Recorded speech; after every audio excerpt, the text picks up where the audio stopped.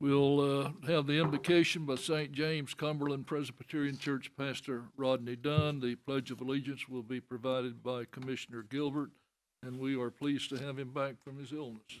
Please stand.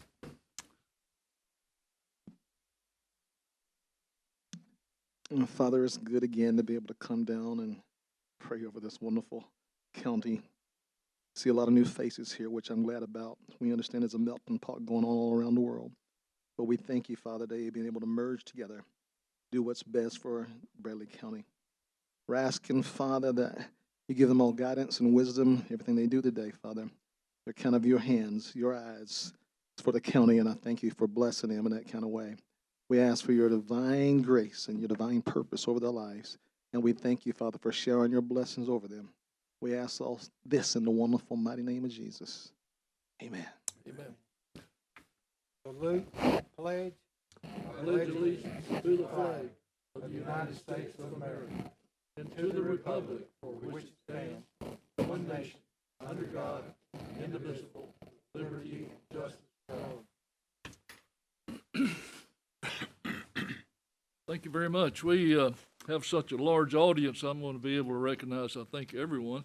We'll have Ms. Gleason here on the left, Planning Commission Chairman Richard Burnett, along with former Chairman and present member Lake Mantooth, Director of Schools Dr. Cash, and her Financial Director Susan Wilcutt. We'll now have the roll call, please. Blake. Here. Collins. Here. Gilbert. Present. Thompson. Goins. Slater. Mason. Here. Ledford. Here. Rogers. Here. Winters. Here. Beatty. Here. Hughes. Here. Alford. Yes. Cry. Here. It's 11 present and 3 absent. Thank you. We'll entertain a motion now for the approval of the minutes. So moved.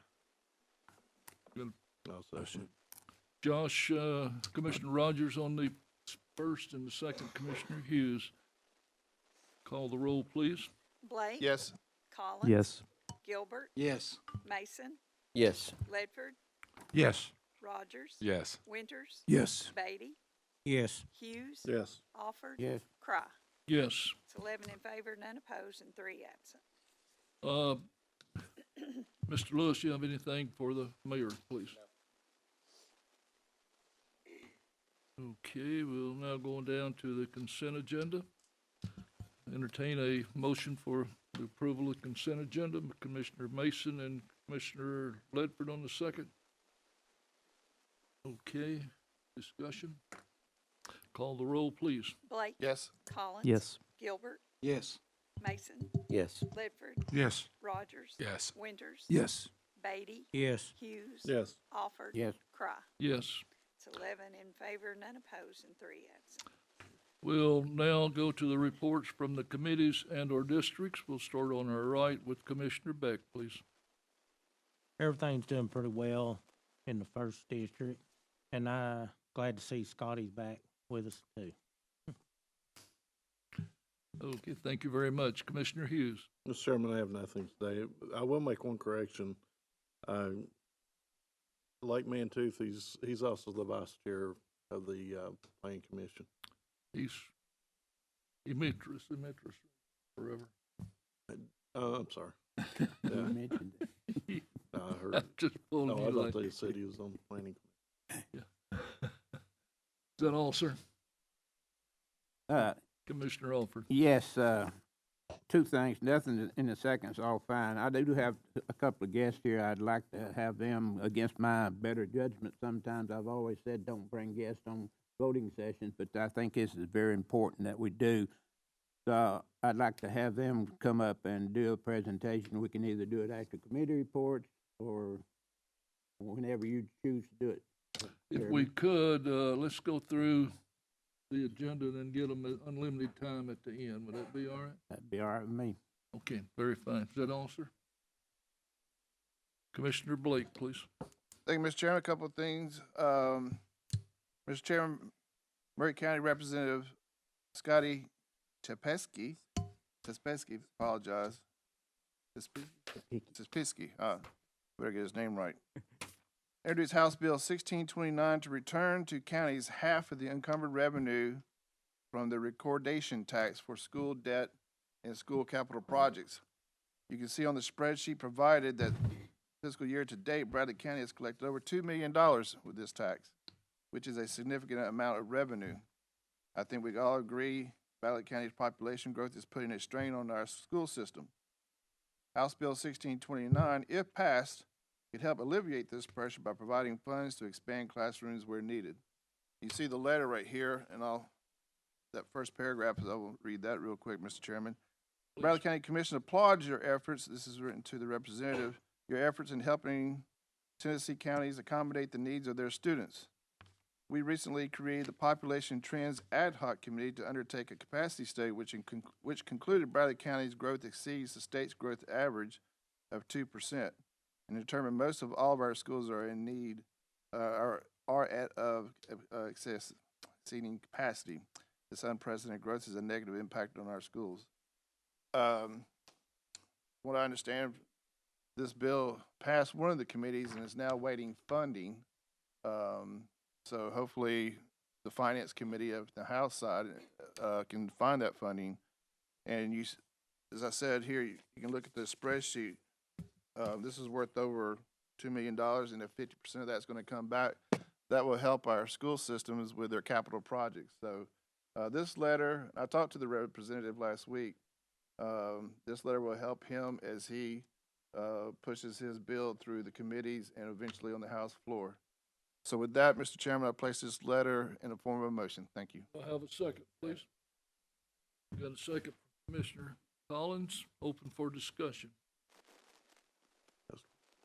Yes, Commissioner Collins. I'll just piggyback on what Commissioner Blake said. This is, essentially, this is Bradley County money. I mean, so, you know, this is Bradley County money that's leaving our system, going to Nashville, and has the opportunity to return to support school capital projects. And, you know, as this is a funding body, it will alleviate, or to a degree, it'll help spell some of the burden from this body of providing for those capital, or providing funding for those capital projects. So it is definitely a bill that I would say we need to support, and I would encourage the conversations that not just members of this body have, but members of our community with their legislatures to express their support for this bill.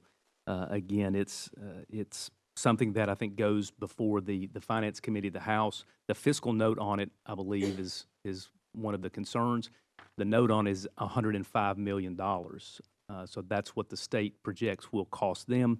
I will add, just aside, the governor's private school bailout bill, as I like to call it, the fiscal note on that is $144 million. So I think this would be an excellent use of $105 million as opposed to $144 million. Thank you, Mr. Chairman. Very much. For those of you who aren't familiar with this, when you have a real estate transaction and you record it at the Register of Deeds, there's a tax on it, and in some cases, substantial tax. Any more discussion? Call the roll, please. Blake? Yes. Collins? Yes. Gilbert? Yes. Goins? Yes. Mason? Yes. Ledford? Yes. Rogers? Yes. Winters? Yes. Beatty? Yes. Hughes? Yes. Alford? Yes. Cry? Yes, It's 12 in favor, none opposed, and 2 absent. thank you. Thank you, Mr. Chairman. Also, with that, I want to thank Register Deeds, Ms. Swafford and Missy Matthews for their help in compiling that data. All those numbers that you see there over in their office there, they compiled those numbers and got them over to us. As you can see, the average is about $350,000 a month. So I appreciate their help in this. Second, Mr. Chairman, I ask that we remember the family of former District Commissioner, 3rd District Commissioner Brian Smith and Bradley County Trustee Mike Smith. Their mother, Virginia Smith, passed away on Thursday. Our thoughts and prayers are with the Smith family at this time. Thank you, Mr. Chairman. Thank you very much, Commissioner Collins. Thank you, Mr. Chairman. Just one thing to echo the support for the loss of Brian and Mike's mother, and also express my condolences to the Joe Spencer family. Coach Spencer passed away last night, and those of you that know Joe and know his family, he's touched a lot of people, not just in Bradley County schools, but throughout our community. A great man. I think he was 83 years old, but Joe was a dear friend of mine and somebody that I really counted on over the past few years. So condolences to him and his wife, or to his wife Charlotte, and their loss. I have nothing further. Thank you, Mr. Chairman. Thank you. Commissioner Winters, please. Thank you, Mr. Chairman. I did not know Joe Spencer passed. I knew he was ill. Joe with David Lewis was right and left arm for me at Bradley Junior High School. Joe Spencer took care of bus duty early in the morning. I needed to do a few other things, but had great spirit about him and a great energy level. And as he's passed, he lived every day of his life to the fullest. And I'm sorry to hear that loss. A great community leader. 60 Highway is moving along. I can hear them at about 2 o'clock in the morning as they're doing the west lane, as they're actually leveling the west lane out to east lane, where the side I live on is pretty well put together. But that is moving forward. Please be careful as you're driving through there, particularly during school times. Those lines get pretty long. It might be a good time to pick up your kids a little later than you normally do and give some time. But thanks, Cleveland Middle School has done a great job coordinating with the neighbors. People stop when we pull into our ready to access that highway and let us through, whether we're going east or whether we're going west. So they're great folks. Thank you, Mr. Chairman. That's all I have. Thank you very much. Commissioner Gilbert. Yes, I'd like to thank everyone for the prayers. Man, prayers work. And just all the thoughts and phone calls, Commissioner Collins, Commissioner Rogers, Tommy, for coming to see me. And I sure do appreciate everybody. I have nothing from the north. Thank you very much. Commissioner Mason, please. Chairman, everything's well in the 6th District. I would like to invite all the commissioners out for Thursday at 1 p.m. Come out to the road department. We're going to look at some equipment and have our meeting down at the road department on Thursday. So y'all come out and see Tom Collins and see what all the new equipment and stuff we bought for them. Thank you. That's all I have. Thank you, Love. I'll back up a little bit here. I didn't see Commissioner Goins slip in on me here. Commissioner Goins. This district soon well, we're trying to figure out which side road to take to go around Inman Street. Wait about 2 years, you yeah. might find out. Yeah, there's a couple of roads down here that's take you around it. That's all I have. Commissioner Ledford, please. Thank you, Mr. Chairman. I have one item, Mr. Chairman. I've had several calls from different constituents all over Bradley County about the Cleveland Community Center not being opened on Saturdays. Since Rita retired, they've not opened it up on Saturdays. I got with Tom Cassida and Joe Fivas. They're going to work on a solution for that. They're going to have to hire somebody else to get that thing open back up on Saturdays. Just a quick note, when my boys were small, that's where they learned to play basketball, is over at the Cleveland Community Center on Saturdays, because that's the only day I had. There's no other gym.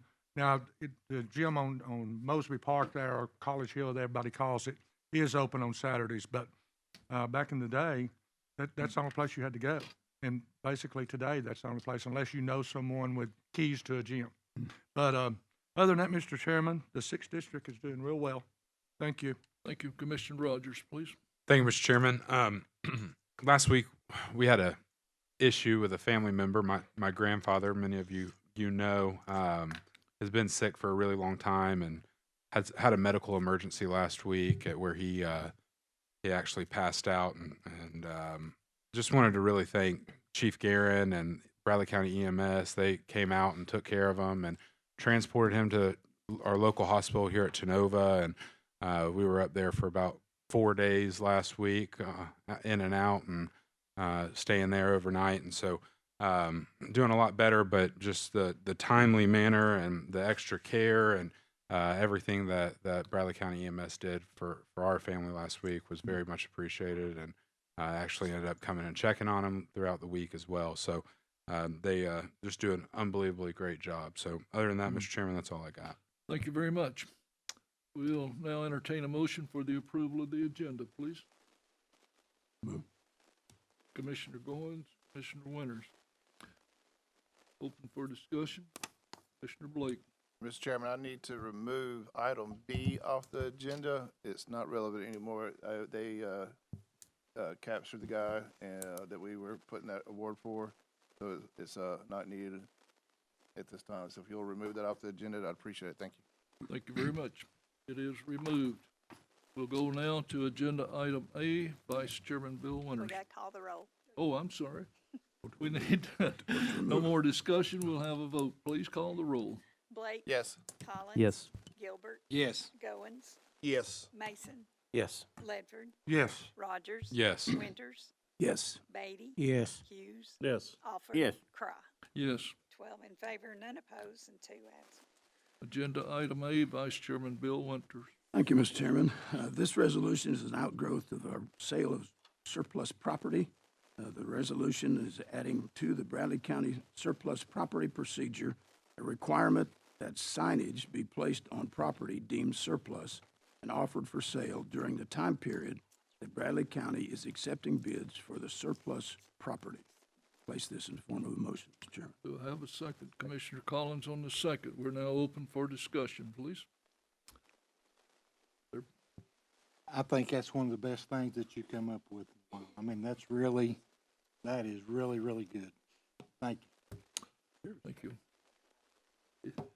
Any more discussion, please? It's amazing what you get done when you don't care who gets the credit. That's exactly All right. Whoever gets it, gets it. All right, let's call the roll, please. Yes. Blake? Collins? Yes. Gilbert? Yes. Goins? Yes. Mason? Yes. Ledford? Yes. Rogers? Yes. Winters? Yes. Beatty? Yes. Hughes? Yes. Alford? Yes. Cry. Yes. It's 12 in favor, none opposed, and 2 absent. Thank you very much. We'll now go back to Commissioner Alford, and the reason I asked that it be placed at the end, I didn't know the length of the presentation and keep everything organized going around. It's now your nickel there, Commissioner Alford.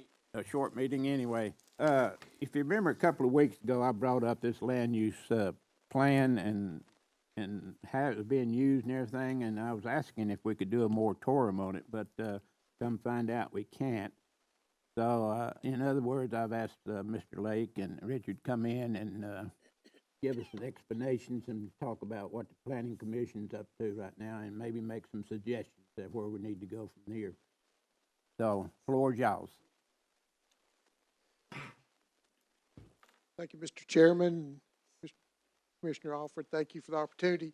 As you know, the Bradley County Planning Commission has been using the comprehensive plan and the future land use requirements and regulations as kind of our Bible. And I was under the impression that that had been accepted and voted on and put in by the county commission, and a couple of weeks ago found out that it has not. So we have two different things. We've been following this, either approving or denying based off of this use plan. And what we're asking for is for the county commission to give us some guidance and direction. Do we continue to use this as our Bible, as our rules and regulations, and how we vote, whether to approve or deny? And we're looking for guidance from you guys and some suggestions as how do you want us to continue? Do you guys want to do a study? This is the last adoption date on this is February 11th, 2014. So it's been some time since it's been modified, and obviously a lot of things have changed. And we're looking for some guidance and help from the commission. County Attorney, I would like to make some comments, but I don't know if it's appropriate as chairman. Can I? Yes, you can. You just would need to hand the chairmanship over temporarily to your vice chair so that you can make your comments. So you certainly can. Thank you. Temporarily handing it over. There's the gavel. You can knock me out with it. Okay. I've had the pleasure of being chairman of the Planning Commission, also a member. The land use study was instrumental in all the decision making while I was there. The concern I have is that if we bring it up to the commission and we approve it as a document by the commission, it then restricts the commission to override a recommendation to some degree, override it from the planning commission. I personally think that it should be retained in the planning commission as a working document. Somebody needs to get a hold of the planner to get the thing updated if appropriate, but it needs to stay within the planning commission. My comments. Now can I back you know? Thank you. Thank you, thank you, former chairman, and now back to chairman. Thank you. Any other remarks? This is what wide open. It's very important to the citizens of Bradley County. Anybody else? Go ahead. I was gonna suggest if Mr. Mantooth had anything to say,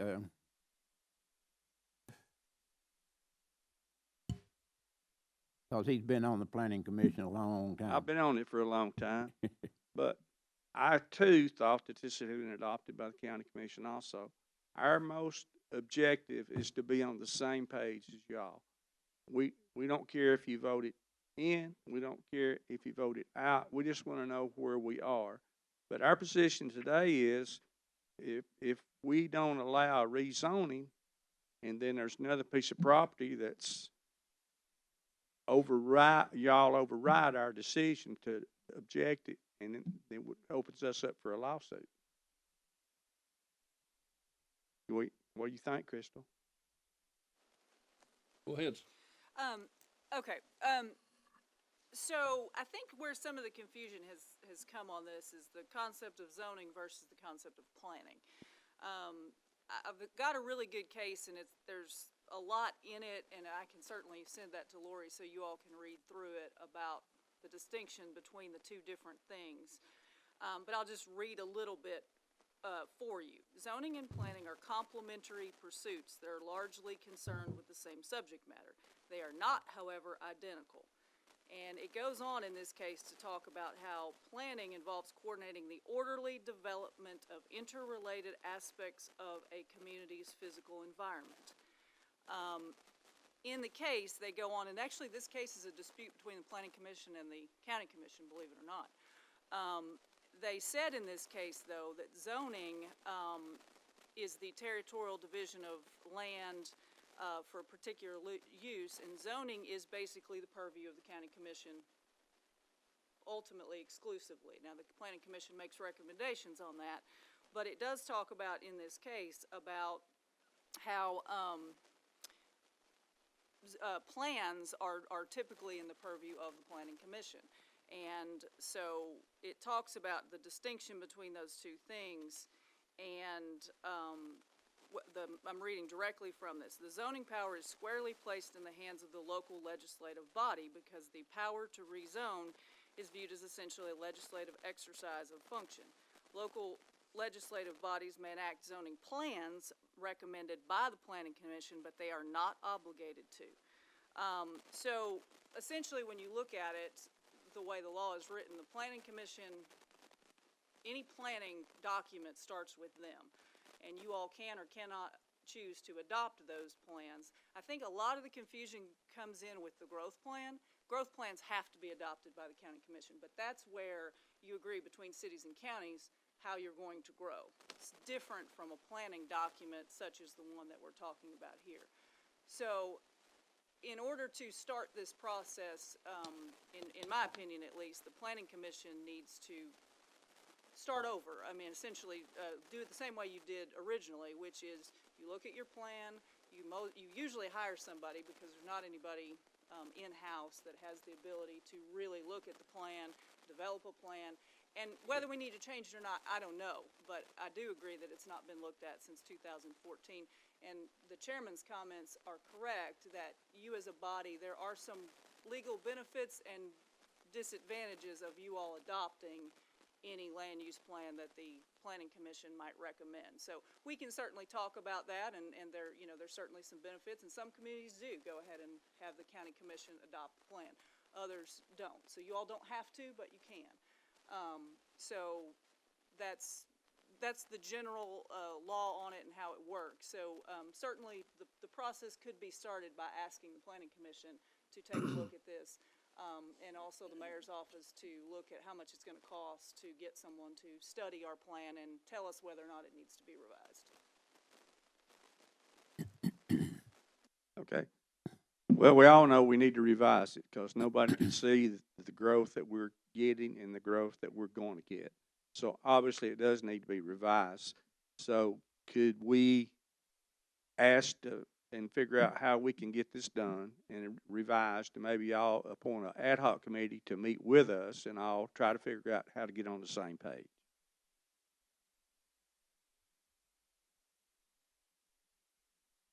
With that being said, and listening to our lawyer and Mr. Mantooth both, I'd like to make a motion, if it's possible, Chairman, Go ahead, sir. that request the mayor and planning commission take all the necessary steps, including procuring services of land use planning professionals as needed to begin the process of reviewing and updating, if necessary, the land use plan for Bradley County.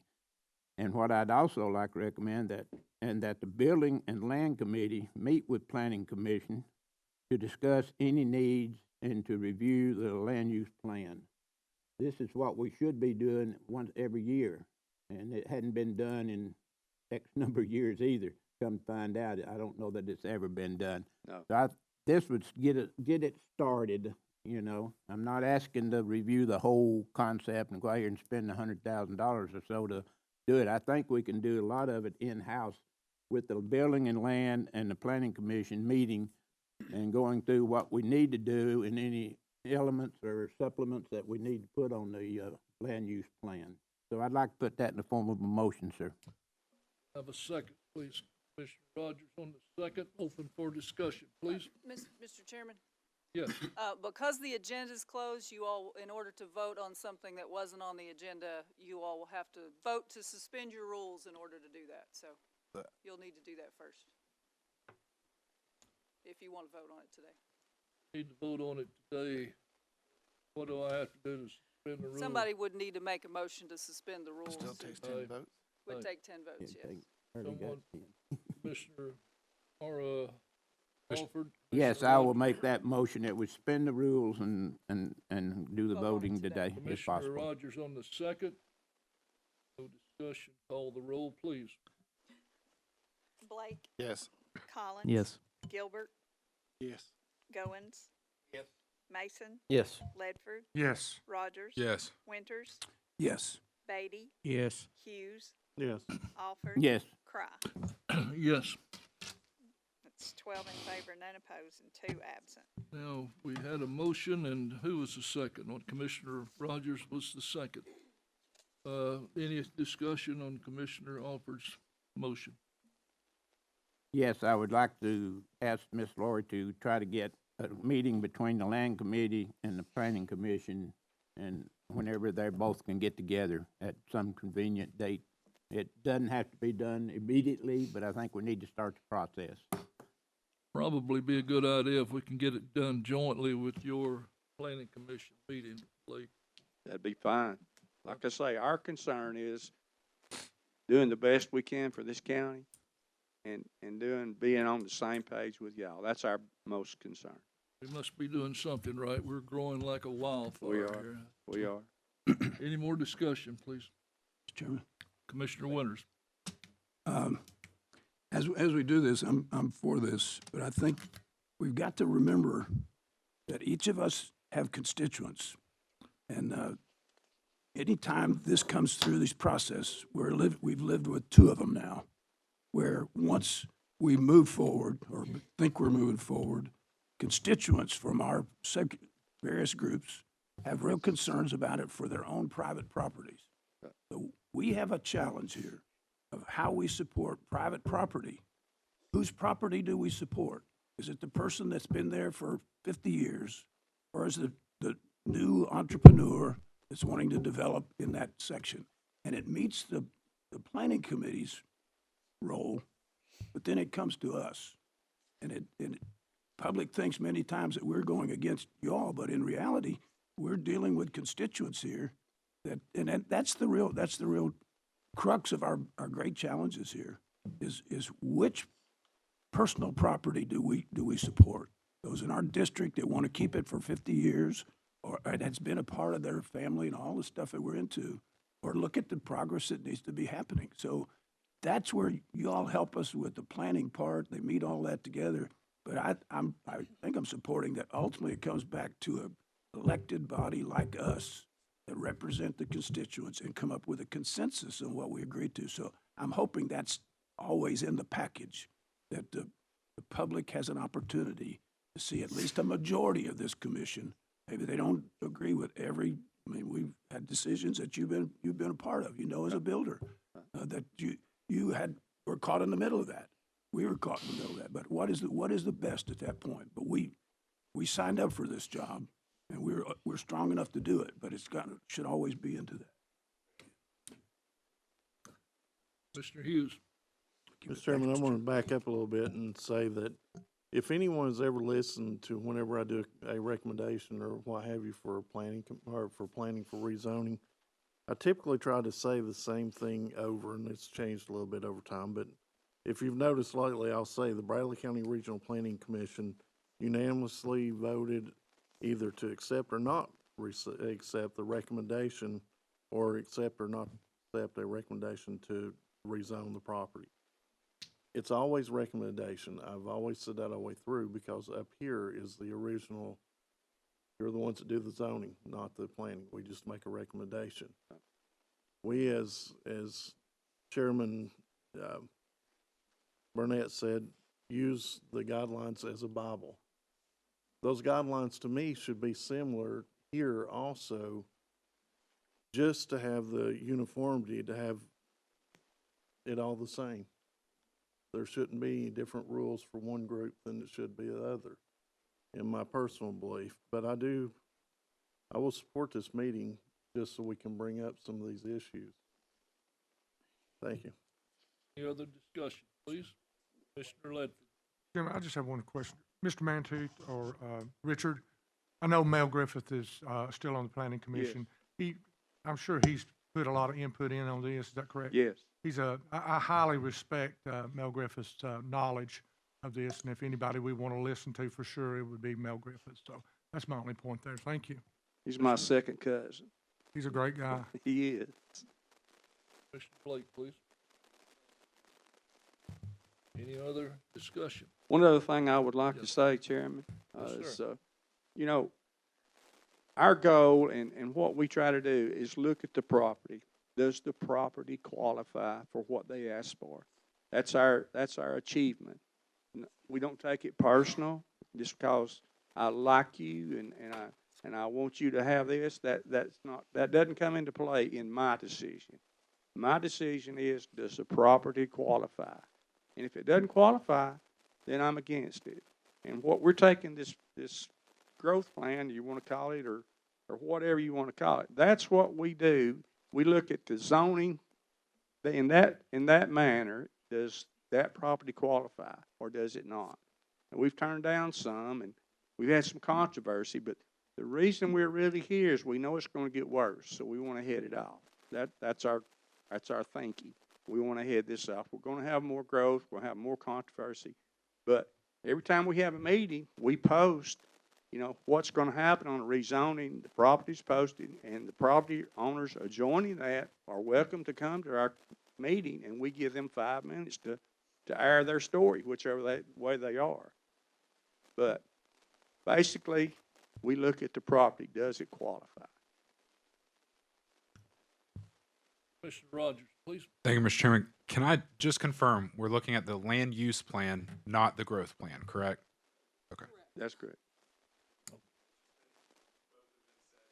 Both have been said, so I just want to make sure that it's just the land use plan. Fortunately, they've been interchangeable a couple of times. Yeah. Commissioner Collins. And this, I've asked this before, we have 2 land use plans. Yes. And that's, I think, a big issue. Yes. This one says 2011, but it's really clearly defined, and it's a great map, and it's a great resource. This one says 2013, and it's terrible. I'm not being mean or anything, but you just can't discern it. A citizen couldn't pull it up, and it's buried within our growth plan, the 80-page document. So I love the idea, and I think this is a great conversation to have. It's a huge conversation to have. I think I appreciate what Commissioner Hughes said about the guardrails and the guide rails and nothing else for our citizens. We're not going to make everybody happy, No. but I think if you establish those guide rails and everybody knows the playing field, then I think that makes it equitable for the most influential person in our county and the least influential. And that's what we want, is that equity of access for that's those where we're at. individuals. So if the commission knows the rules, if the planning commission knows the rules, then I think your citizens can know the rules. And then it takes a little bit of the popularity contest out, right? Right. You know, it's not just one citizen that's complaining or 20 citizens that's complaining or 500. So thank you for doing this. I think there's a lot of wisdom in this. Thank you. Commissioner Winter. That's great points here, what's been shared. But we need to make sure the communication happens, that people can share their concerns before the decisions are made. You know, when the decisions are made, and it's tough to get that communication out. That's a job of the different media to get that out. Signs we're trying to do here. But if these major decisions, and you're exactly right, they're going to be bigger, they're going to be even more challenging. How we meet the progress of this community and people that love where they live and want to stay there. You know, we have a 5-lane going in front of our house. There's not one person that I know that was against that. Because that's progress. We buy that. But we've had to deal with 2 years. We got another year and a half to finish up. But in that whole deal, there needs to be a way to ensure that everybody knows. And then when people voice their opinion after the fact, kind of tough for us to deal with, and it's tough for you all to deal with too. So the more we can do that, and maybe that's going through each district, so the district knows how to, we start sharing some of that stuff. But the communication is a major challenge. Thank you. What we do is the planner post a sign for rezoning, and that's how the community members see that signs up like 7 to 10 days before we ever have a meeting, and it's amazing how many calls we get. I mean, it really is before. I mean, y'all get them too, but it's amazing how many calls we get, and a lot of times you can satisfy what their questions is just by giving them, you know, what we think we want to do. You know, they're good with it, but they do want to know, and we do communicate with them. Ron gets 1 million calls, but everybody's worried about, you know, I don't want a dog pound in my yard, or I don't want this, or I don't want that. It's not about the property or the community. It's about me, and that's what we deal with. But one other thing is, many times they don't know what's going in there exactly, Right. and they get upset about it, like you just mentioned the dog thing. Most people don't know what's going to be built there. It's going to be $1 million building. Wouldn't you like to have $1 million building in your property? Most people would like to have that. But that's what is projected in the project that we're still looking at. Anyone else? Blake? I'm good. All right. Like I say, our concern is and wants is to communicate better and be on the same page. Current Chairman Richard. You agree? You need back to Commissioner office. That's all I had today. I appreciate Blake and Richard coming, and Got to vote. oh, we hadn't voted on the motion. No, we've done a lot of discussion, no voting yet. We'll get down to nitty gritty here. End of discussion. Call the roll, please. Blake. Yes. Collins. Yes. Gilbert. Yes. Goins. Yes. Mason. Yes. Ledford. Yes. Rogers. Yes. Winters. Yes. Beatty. Yes. Hughes. Yes. Alford. Yes. Cry. Yes. It's 12 in favor, none opposed, and 2 absent. Thank you. Anything else, Mr. Alford? I think I've done enough today. I won't comment on that. Commissioner Blake, please. Thank you, Mr. Chairman. Now that we've finished with the land use plan, I'd like to pivot over to the land growth plan real quick. I know they're totally two different things, but Crystal, here's my question. I hope I form it correctly. The city has accepted some applications for annexation outside of the growth plan. As we all know, it's been in the paper, and I think it's ongoing right now. And the reason why they're doing that, if this is in the form of a question, is because they are outside of the agreed upon between the city of Charleston, the city of Cleveland, and Bradley County growth plan. They had to do a vote in order to get an annexation. In other words, they couldn't do an interlocal agreement like they've done previously because it was outside of the growth plan. Is that correct or incorrect? I certainly can't speak for the city's motivations. However, I'm thinking from a legal, yeah, legal point of view. The reason why they had to do it this way the is, only way you can go outside of the growth plan is if you do annexation by referendum. but could they have sent it over with an interlocal agreement? No, So they had to do it this way. And if they want to go outside of the if growth they plan. wanted to go, and they've chosen to do that, that's fine. Yes. But if it was inside of the growth plan, like we've done before, the interlocal agreements, could they elect to send that to a vote to the people? Yes. All right. That's all I have. Thank you. Okay, thank you. Now we'll go to communication from the, Chairman, I had one other thing. I had asked Crystal the other day, you keep hearing the term in Washington, you keep hearing it in the state, you keep hearing it everywhere. I asked her to look up at a good definition of a hypocrite the other day, and I wanted a lawyer's word on what a hypocrite is. You did ask me that, and from my looking at it, there is not a legal definition of hypocrite, so you would be stuck with the dictionary definition of that, which you certainly can look up, but that is a person who is behaves a certain way and is dishonest about what they say versus what they do. That is a general definition, but there is not a legal definition of that. Thank you. I'm through. we'll now go to communication from the audience. Anyone from the audience would like to speak, you have 5 minutes if you do.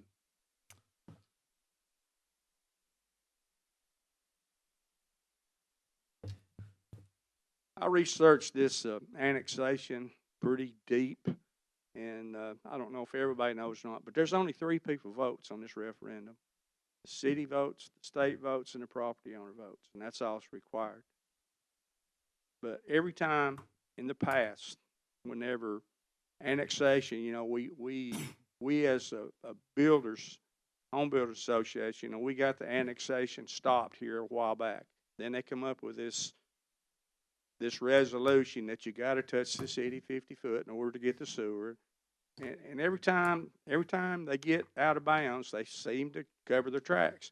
All they're doing is to me, is spot zoning. That's the way I look at it. They're spot zoning whenever they go out and get these properties. And whenever they get one, then the adjoining ones can follow in. So they're looking to grow 4,000 or 5,000 acres where they've got the spots listed right now. Mm. So, I mean, we're going to lose county. Is what we're going to lose. Thank you very much. Commissioner Blake. That's a good point, in that when a parcel or a piece of property is annexed through whatever method, whatever, outside the growth plan, and it's non-continuous, then that property becomes, I guess, the catalyst for other properties adjacent to it for annexation, and that does not have to come to the county commission or be voted on. This is just the city. So you got parcel out there, XYZ, and it's not continuous with the city. You're gonna have to leave the city, go into the county, then back into the city, and the parcels around that, adjacent to it, are subject to being annexed without any type of vote or interlocal agreement?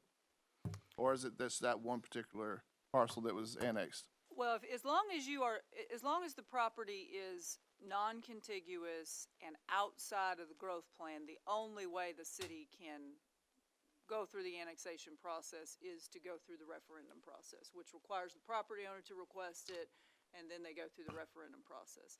If it's non-contiguous and in the growth boundary, they can do it either way. They can either go through the referendum process or they can come to you all with an interlocal agreement.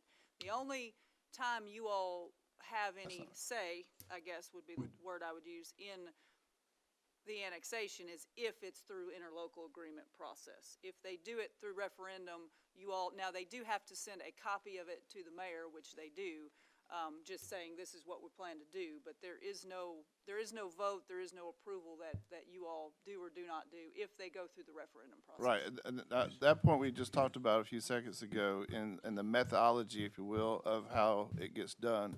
But I just want to make sure I understand. You have a piece of property outside of the growth plan and outside of the city. and that parcel or that piece of land gets annexed, whatever method, but in this case, it would have to be voted on, right? So it becomes now part of the city of Cleveland or city of Charleston. My question, I guess, is the parcels or the pieces of land around that are it's now touching the city, or those pieces of land that are now touching or continuous with that little island, for the better lack of the word, is that now is that considered continuous with that piece, or the whole city of Cleveland or Charleston altogether? It's, as a practical matter, it doesn't matter, because as long as it's outside of the growth plan, you're still gonna have to go through the referendum, so it really is irrelevant. There's some argument, I think, both ways, but yes, it would probably be then considered contiguous. But right now, because it touches the city limits. this is, I think, a very important point, in the sense that right now, if there's a piece of property that's touching or continuous with the city of Cleveland, interlocal agreement or voting is not necessary. They did that out on Michigan Avenue, a lot of it. The city just agreed to accept the application. It was annexed, and it never came as an interlocal agreement or a voting. So that's what I'm asking is, does this new piece of city now count as continuous with any piece of property around it? I don't think so, because you're out, keep in mind, you're outside of the growth That's boundary. a very important point, because like he was alluding to is you start these little islands out there, and then they're going to grow, and continuous meets continuous meets continuous. Well, they still can if they go through the referendum process. Yeah. But they would have to. The other point is that, just to elaborate on what you said a few moments ago, is if it's not part of the growth plan, which is what they're doing right now, the method that they're doing with voting is what has to happen. If it's inside of the growth plan, they can choose. Correct. So I guess we could obviously as a commission say from here on out, and it's just me talking, that's the way that the city needs to go, is to do this through elections and not send any more interlocal agreements over. That's just my opinion. Thank you. Commissioner Winters and then Commissioner Hughes, please. Am I right, Counselor, that one person and his wife can be the total population that moves that resolution for annexation? Yes. Referendum. You can certainly, the referendum could be as big as, if you have 10 property owners that were requesting, and they were all together, and they were all outside of the growth boundary, the city chose to do it that way.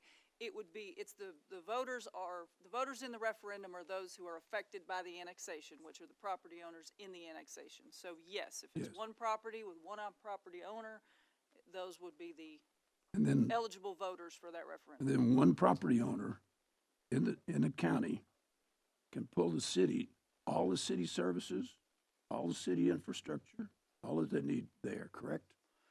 Yes, but the city would have to agree to that. I mean, the city can't, the property owner can't force the city to do it. The city would have to agree to send that through referendum and agree to provide those services. That's why we have city and county school buses passing each other all day long out here.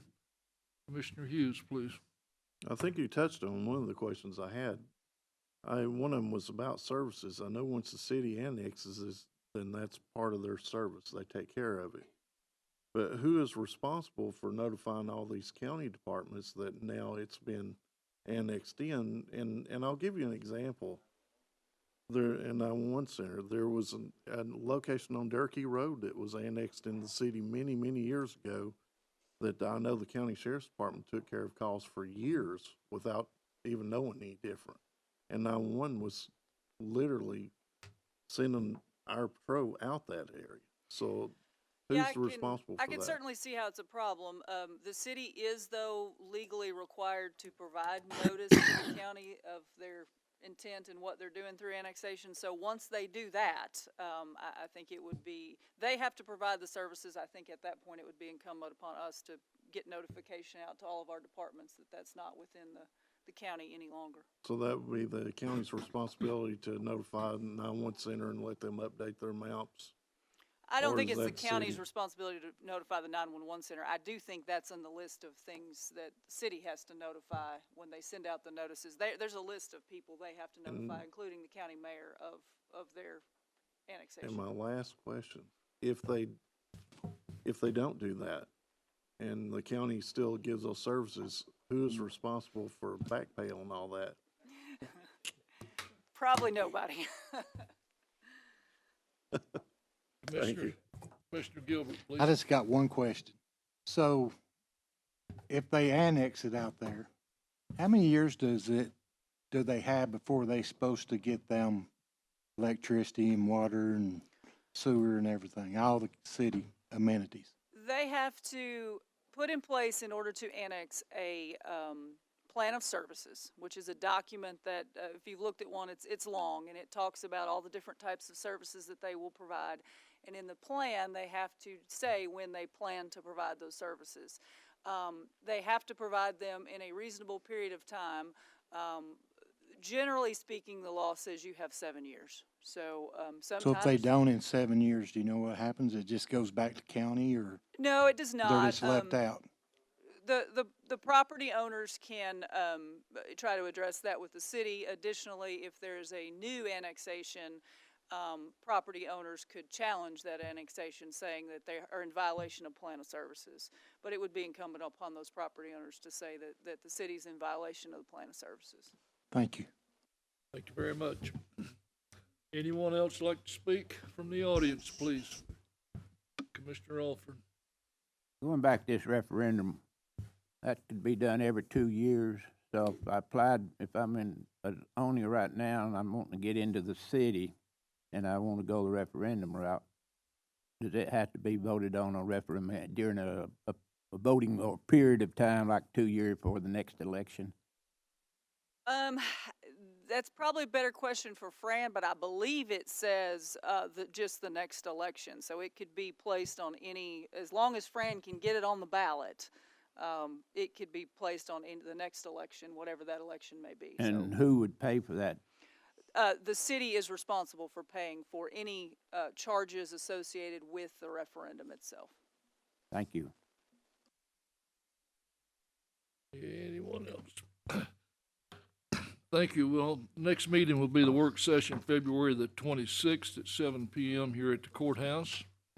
Upcoming events: Farmers Market Committee today, immediately following the commission in the commission conference room.